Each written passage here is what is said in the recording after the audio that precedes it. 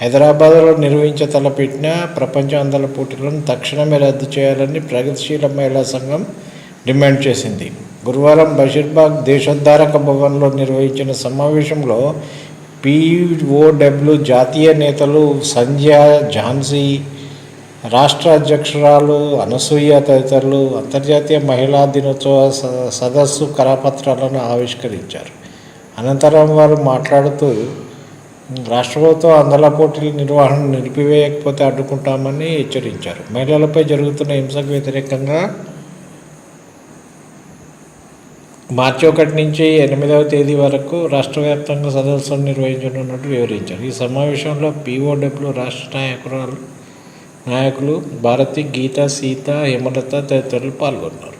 మే నెలలో బహుశా ఈ అంతర్జాతీయ మహిళా అందాల పోటీలు, ప్రపంచ అందాల పోటీలు జరుగుతున్నాయి మన హైదరాబాద్లో.